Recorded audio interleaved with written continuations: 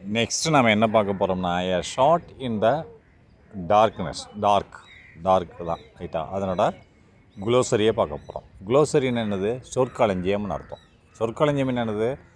பல வார்த்தைகளை சேர்த்து ஒரு வார்த்தையை உண்டாக்குவது, அல்லது ஒரு வார்த்தையை பல வார்த்தைகளால் உண்டாக்குவது. ஒரு வார்த்தை இருக்கும், அதை விவரிக்கிறதுக்கு ஒரு வேர்டை விவரிக்கிறதுக்கு பல வேர்டுகளை பயன்படுத்த வேண்டும். அதான் சொற்களஞ்சியம்னு சொல்லுவாங்க, குளோசரியை.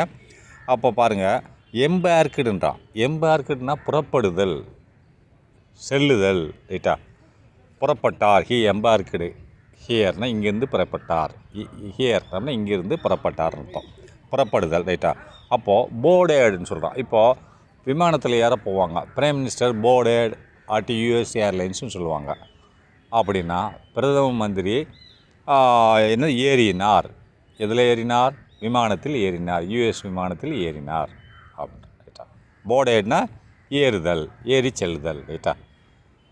அது புரிஞ்சுக்கோங்க. எம்பார்க்குனாலும் புறப்பட்டார், அதுக்கு வந்து சேம் மீனிங் என்னது? போர்டேட்னா ஏறுதல் ரைட்டா.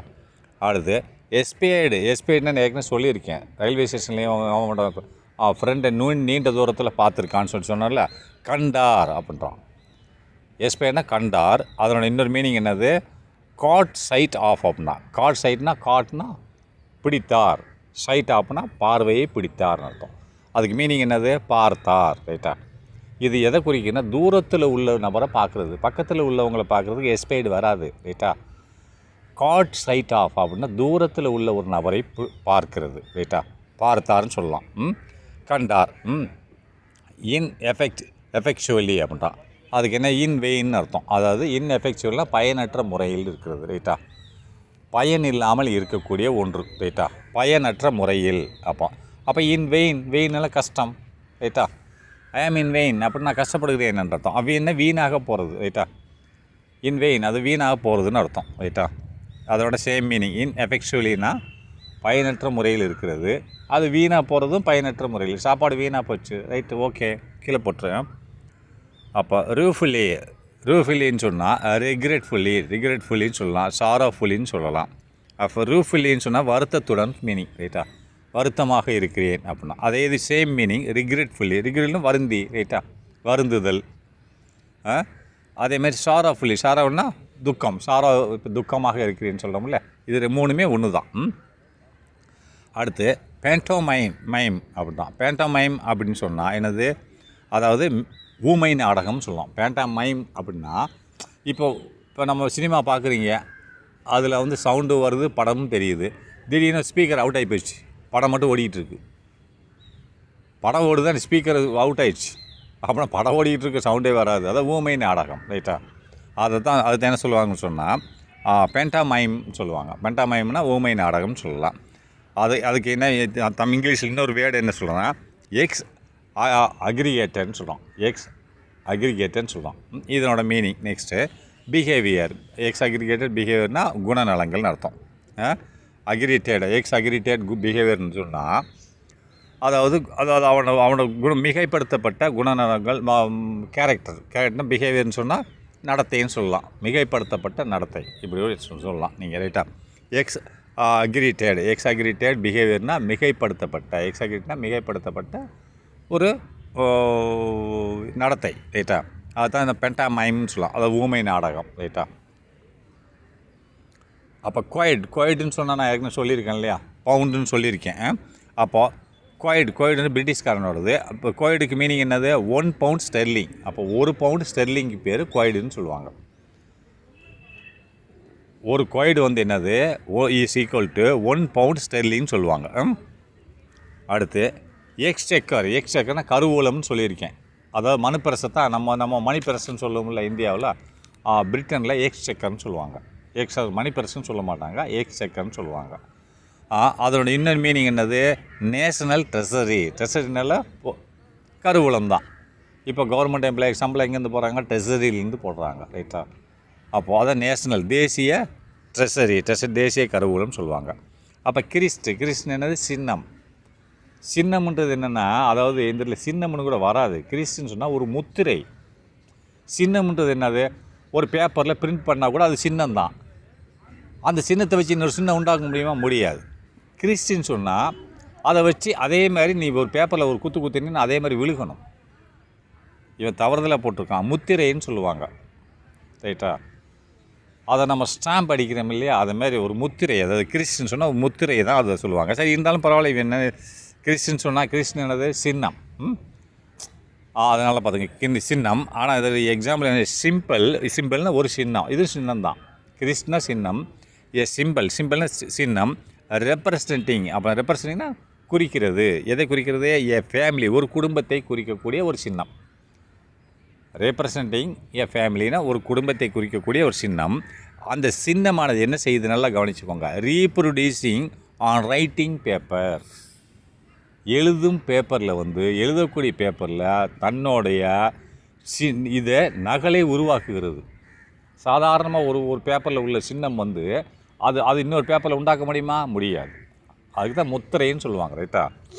அதான் இந்த மாதிரி இது பேர் தான் கிறிஸ்துன்னு சொல்லுவாங்க. அதாவது ஒரு சின்னம் ரெப்ரசன்டிங் ஃபேமிலி, ஒரு குடும்பத்தை சார்ந்த ஒரு சின்னம். ஆனால் அந்த சின்னமானது என்ன செய்கிறதுன்னு சொன்னால், அது ஒரு சாதாரண பேப்பரில் தன் உருவத்தை உண்டாக்குகிறது. அதுக்கு பேர் தான் கிறிஸ்துன்னு சொல்லுவாங்க. நல்லா கவனிச்சுக்கிட்டீங்களா டெஃபனிஷன்? அப்போ கிறிஸ்து என்னது? அது ரீப்ரொடியூசிங் ஆன் ரைட்டிங் பேப்பர். ரீப்ரொடியூஸ்னால் தன்னைத்தானே திரும்ப உண்டாக்குகிறது, ரைட்டா? உண்டாக்குவது, ரைட்டா? மறு உருவாக்கம். ரீப்ரொடியூஸ்னால் மறு உருவாக்கம்னு வச்சுக்கோங்களேன். மறு உருவாக்கம் தான் எப்படி இருக்குமோ அதே மாதிரி மறு உருவாக்கத்தை பேப்பரில் உண்டாக்குறது. Next tackle. அப்போ டேக்கில்னு என்னது? எக்யூப்மெண்ட், ரைட்டா? அவன் ஃபிஷ்ஷிங் போகும்போது டேக்கில் எக்யூப்மெண்ட்டை பிடிச்சிட்டு போகிறான் இல்லையா? டேக்கில்னால் equipment required for a task அப்படின் தான். ஒரு சாதனம் தேவைப்படுகிறது ஃபார் ஏ டாஸ்க்னால் ஒரு வேலை செய்வதற்காக வேண்டி தேவைப்படும் சாதனம். அல்லது ஸ்போர்ட்ஸ்னால் விளையாட்டுக்காக வேண்டி தேவைப்படும் சாதனம். எக்யூப்மெண்ட் சாதனம், ரிக்வயர்ட் தேவைப்படுகிறது, ஃபார் ஏ டாஸ்க் ஒரு வேலையை செய்ய வேண்டி தேவைப்படும் சாதனம். அல்லது ஸ்போர்ட்ஸ்னால் விளையாட்டுக்கு தேவைப்படும் சாதனம். அதுக்கு தான் என்ன சொல்கிறான்? டேக்கில்னு சொல்கிறான், ரைட்டா? நெக்ஸ்ட்டு டிஸ்கிரிபென்சி அப்படின்றான். டிஸ்கிரிபென்சி எனக்கு சொல்லி கொடுத்துருக்கேன் இல்லையா? அப்போ டிஃபரன்ஸ், அங்கே வேற்றுமை இருந்ததுனால தான் அவன் துட்டு கொடுக்கல, ரைட்டா? அப்போ டிஸ்கிரிபென்சினா உண்மையான மீனிங் முரண்பாடுன்னு சொல்லுவாங்க. அப்போது டிஃபரன்ஸ் என்னது? அது முரண்பாடு தான், வித்தியாசம்னு சொல்லுவாங்க. எக்ஸாக்ட் மீனிங் பார்த்தீங்கன்னா டிஃப்ரென்ஸ் சம் டிஃப்ரென்ஸ் பிட்வீன் தம்னா அவைகளுக்கு நடுவில் சற்று வேறுபாடுகள் காணப்பட்டன, வித்தியாசம் காணப்பட்டன சொல்லலாம். முரண்பாடுகள் வராது. இப்போ பேச்சுகளுக்கு நடுவில் முரண்பாடுவோம், இவங்க பேச்சு அவங்க பேச்சு முரண்பாடுகள் இருக்குது. அந்த இடத்துல தான் நீ என்ன பண்ண? டிஃபரன்ஸ் போடக்கூடாது, ரைட்டா? அந்த இடத்துல என்ன பண்ண? இந்த ரெண்டு வேர்டு ஒன்று தான். ஆனால் நீ என்ன பண்ண? டிஸ்கிரிபென்சி எங்கே போடணும், இதை எங்கே போடணும் பார்த்து போடணும், ரைட்டா? டிஸ்கிரிபென்சினா முரண்பாடுகள், அதேமாதிரி டிஃபரன்ஸ்னால் வித்தியாசம், ரைட்டா? ரெண்டும் ஒன்று தான். அப்போ சாய் டிசன்ட்ன்றது தன்னை பட்டப்பெயரை வைத்து அழைக்கக்கூடிய ஒரு பெயர், ரைட்டா? தனக்குத்தானே வழங்கப்பட்ட ஒரு பெயர். இந்த பையனுக்கு துட்டு கொடுக்கலன்னு சொல்லி கீழே இறங்கிட்டான் இல்லையா? கீழே இறங்கினா அவன் ரூபா கொடுக்க மாட்டேன்னு சொல்லிட்டான் இல்லையா? அப்போது இவனுக்கு என்ன பேர் கொடுத்துருக்காங்க அந்த இடத்துல? Sai descent cadet. இதான சாய் டிசன்ட் கேடட். கேடட்னு என்னது? ஒரு இராணுவத்தில் ட்ரைனிங் எடுக்கக்கூடிய சிப்பாய்கள், அவங்க தான் கேடட். ட்ரைனிங் எடுத்துட்டால் கேடட் கிடையாது, ரைட்டா? இராணுவ பயிற்சி எடுக்கும் நபர்கள், ரைட்டா? அதேமாதிரி காலேஜில் என்சிசி கேடட்னு சொல்லுவாங்க. அப்போ இராணுவ பயிற்சி எடுக்கக்கூடிய மாணவர்கள், ரைட்டா? அப்போ இவனுக்கு பேர் என்னது? சாய் டிசன்ட் என்னது? தன்னைத்தானே அழைத்து கொள்ளும், அப்படி அழைத்து கொள்ளக்கூடிய ஒரு பெயர். தன்னைத்தானே அழைத்து கொள்ளும் பெயர், அது அழைத்து கொள்ளும்னு போட்டிருக்கு, அதை மீனிங். அது செல்ஃப் ஸ்டைல்டு. செல்ஃப்ஸ்னால் சுயமாக வடிவமைக்கப்பட்டது. செல்ஃப்னா சுயமாக, தன்னால். ஸ்டைல்னா வடிவமைக்கப்பட்டது. ரெண்டு ஒன்று தான். அடுத்து அஸ்டூடேனஸ். அப்போ அஸ்டூடேனஸ்ன்னு சொன்ன என்னது? கிளவர்னஸ்னு அர்த்தம். அப்போ அஸ்டூடேனஸ்னால் கூர்மையான அறிவுன்னு அர்த்தம். அறிவிலையும் கூர்மையான அறிவு எல்லாத்துக்கும் இருக்கும், ஷார்ப்பாக இருக்கும், ரைட்டா? ஷார்ப் பிரெயின் சொல்கிறாங்களா? ஏதாவது சொன்னோன்னே உடனே அப்சர்வ் பண்ணிக்கிறான் இல்லையா? டீச்சர் சொல்லி கொடுப்பாங்க, ஒரு பையன் மட்டும் அப்சர்வ் பண்ணிக்கிடுவான், இன்னொரு டைம் சொல்லி கொடுத்தா தான் புறம். அதான் சொல்கிறான். அதாவது அஸ்டூடேனஸ்ன்னு சொல்லுவாங்க, அதை கிளவர்னஸ்ன்னு சொல்லுவாங்க. அது மோஸ்ட் ப்ராபபிள் ரெண்டுமே ஒன்று தான். புத்திசாலித்தனம், அது கூர்மையான அறிவுன்னு சொல்லுவோம். அஸ்டூடேனஸ்னால் கூர்மையான அறிவு, கிளவர்னஸ்னாலும் புத்திசாலித்தனம், ரெண்டும் மோஸ்ட் ப்ராபபிள் சேம், ரைட்டா? அப்போ சீரியட்லி அப்படின்றான். அப்படின்னா இன்னும் டிக்னிஃபைடு அப்படின்னா டிக்னிஃபைடு மேனர் அப்படின்றான். அப்போ செடேட்லின்னு சொன்னால் அமைதியாகன்னு அர்த்தம். அப்போது டிக்னிஃபைடுன்னு என்னது கண்ணியமான முறையில்னு அர்த்தம். டிக்னிஃபைடு மேனர்னா முறையில். அப்போ டிக்னிஃபைடுனா ஒரு கண்ணியமாக, அதாவது ஒரு ஒரு செயலை செய்யும்போதோ ஒரு பேச்சுவார்த்தையிலையோ ஒரு செயல்பாடுகள்லையோ டிக்னிஃபைடாக இருந்தால் அதை டிக்னிஃபைடு மேனர்னு சொல்லுவாங்க. அதை தான் என்ன சொல்லுவான், சீடேட்லின்னு சொல்லுவான். சீடேட்லின்னு சொன்னால் என்னது, அமைதியாக. அது அமைதியாக. டிக்னிஃபைடு மேனர்னு என்னது கண்ணியமான முறையில்னு அர்த்தம். சரி, நெக்ஸ்ட்டு சம்போட்டியஸ்னு என்னது எக்ஸ்பென்சிவ்னு அர்த்தம். சம்போட்டியஸ்னு எக்ஸ்பென்சிவ் லுக்கிங், அதாவது ரொம்ப பணக்கார தோற்றத்தில் தெரிகிறான் இந்த பையன் அப்படின்றோம்ல. இன்னொரு பையனை பார்த்து சொல்ல முடியும் ஏழ்மையான தோட்டத்தில் வந்து நீ இப்படி சொல்ல முடியாது, அவனை பார்த்து சம்போட்டியஸ்ன்னு சொல்ல முடியாது, ரைட்டா? சரி, சம்போட்டியஸ்னால் ஆடம்பரமாகன்னு அர்த்தம். அதேமாதிரி எக்ஸ்பென்சிவ் லுக்கிங் அப்படின்னா விலை உயர்ந்த தோற்றம். அப்படின்னா விலை உயர்ந்த தோற்றம் எப்படி இருக்கும், நகைகளை போட்டு வந்தால் விலை உயர்ந்த தோற்றமாக இருக்கும். Right, okay. நெக்ஸ்ட்டு செயிஸ்ன்னு சொன்னால் என்ன சொன்னால் ஹார்ஸ்ன்னு சொன்னால அதை போஸ்ட் அதாவது போஸ்ட் சைஸ்ன்னு தான் படித்தோம். போஸ்ட் சைஸ்னால் குதிரை வண்டி, தபாலை எடுத்துகிட்டு போகக்கூடிய வண்டி. இங்கிலீஷ்காரன் பேரில் தபாலை எடுத்துகிட்டு போகக்கூடிய ஒரு வண்டிக்கு பேர் தான் சைஸ். ஹார்ஸ், அதாவது போஸ்ட் சைஸ்ன்னு சொல்லுவாங்க. அப்போ சைஸ்ன்னு சொன்னால் என்னது, ஹார்ஸ் ட்ரான் கேரேஜ் அப்படின்னா. அப்போ தான் குதிரை, அதாவது சைஸ்னு மீனிங் என்னது, கார்ஸ்னால் குதிரை, ட்ரான்னா இழுக்கும், கேரேஜ்னா வண்டி, குதிரையால் இழுக்கப்படும் வண்டி. அதுக்கு பேர் தான் சைஸ்ன்னு சொன்னால் நான் ஏற்கனவே சொல்லியிருக்கேன். போஸ்ட் சைஸ்ன்னு சொல்லுவான். போஸ்ட்னா அந்த காலத்தில் தபால்களை கொண்டு போகக்கூடிய வண்டி, அதுக்கு தான் போஸ்ட் சைஸ். போஸ்ட்னால் தபால், சைஸ்னால் வண்டி. அதை தான் என்ன சொல்லுவாங்க, அந்த காலத்தில் தபால் எதில் போச்சு, குதிரை வண்டியில் தான் போச்சு. அதுதான் ஹார்ஸ் ட்ரவுன் கேரேஜ் அப்படின்னா குதிரை இழுக்கும் வண்டி. நெக்ஸ்ட்டு எக்ஸ்பவுண்டட் அப்படின்றான். எக்ஸ்பவுண்டட்னா எக்ஸ்பிளைன்டுன்னு சொல்கிறோம், ரைட்டா? அதாவது எக்ஸ்பிளைன்னா விவரிக்கிறது, ரைட்டா? அதை விளக்குகிறது. அது வந்து எக்ஸ்பவுண்டடுன்னா விவரமாக சொல்லுவது, விவரிக்கிறது. எக்ஸ்பிளைன்னா விளக்குகிறது. ரெண்டும் ஒன்று தான், ரைட்டா? இருக்கிறத சொல்லுவது எக்ஸ்பிளைன்டு, இருக்கிறத கொஞ்சம் கூட்டி சொல்லுவது எக்ஸ்பவுண்டட், ரைட்டா? இருக்கிறது, ஒரு பேப்பரில் இருக்கக்கூடிய விஷயங்களை சற்று அதிகப்படுத்தி சொல்லுவது எக்ஸ்பவுண்டட். ஆனால் இருக்கிறது அவ்வாறாகவே சொல்லுவது எக்ஸ்பிளைன். ரெண்டும் ஒன்று தான், விவரிக்கிறது, விளக்குகிறது, ரைட்டா? நெக்ஸ்ட்டு வால்யூபிலிட்டி அப்படின்னா ஃப்ளூயன்சின்னு சொல்கிறான். ஃப்ளூயன்சி அப்போ டால்கட்டிவ்னஸ்ன்றான். டால்கட்டிவ்னஸ்ன்றனா ரெண்டும் ஒன்று தான். வால்யூபிலிட்டின்னா பேச்சுத்திறன். அவனுக்கு வந்து ஏற்கனவே பேச்சுத்திறன் இருக்குது, சுறுசுறுப்புன்னு கூட வச்சுக்கலாம். வால்யூபிலிட்டின்னா அந்த இடத்துல அந்த ஸ்டோரியில் வந்து பேச்சுத்திறன்னு வருது. ஆனால் இன்னொரு மீனிங் இருக்குது, சுறுசுறுப்பாக செயல்பட்டான்னு, சுறுசுறுப்பாக பேசினான்னு அர்த்தம்.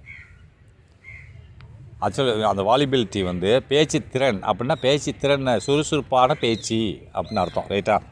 அப்போது அதுக்கு மீனிங் என்ன பண்ணுறாங்க, ஃப்ளூயன்சினா சரளமாக பேசுதல். அதான் சுறுசுறுப்பாக பேசுதல், சரளமாக பேசுதல் அப்படின்றான். சரளமாக பேசுதல், அதாவது டால்கட்டிவ்னஸ்ன்றான். டால்கட்டிவ்னஸ்னாலும் சரளமாக பேசுதல், ரைட்டா? அப்போ பிளண்டினா பொன்னிறமான, நகை என்ன மாதிரி நிறத்தில் இருக்கோ, பளிச்சுன்னு மின்னுது இல்லையா, அதுதான் பிளண்டின்னு சொல்லுவாங்க. பிளண்ட்னா பொன்னிறம், நகை எப்படி மின்னுதோ அது மாதிரி இருக்குதா பிளண்டின்னு சொல்லுவாங்க. பேல் எல்லோ ஹேர், பேல்னா அந்த நகை எப்படிப்பட்ட கலரில் இருக்கும், ஒரு மஞ்சள் நிற விழுந்த ஹேர். அவளோட முடியை தான் குறிக்குது, ரைட்டா?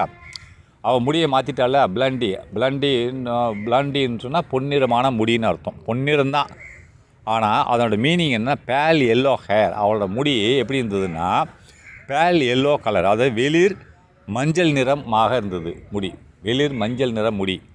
அவள் ஏற்கனவே முடி கருமுடியை வந்து பிளாண்டியாக மாற்றிட்டான். பிளாண்டினா பொன்னிறமாக மாற்றிட்டான். அப்போ ஹனோரியா அப்படின்றது ஒரு லெட்டின் வேர்டு. இப்போது நம்ம ஹானர்னு சொல்கிறோம்ல, இப்போ ஜட்ஜெல்லாம் ஹானர்னு தான் கூப்பிடணும், மினிஸ்டர்கள்லாம் ஹானர்னு தான் கூப்பிடணும், இவர் ஹானர் அப்படின்னு தான் கூப்பிடணும். அப்போ ஒரு மரியாதைக்குரிய பட்டம். இந்த பெண்மணிக்கு பேர் என்னது, ஹனோரியா.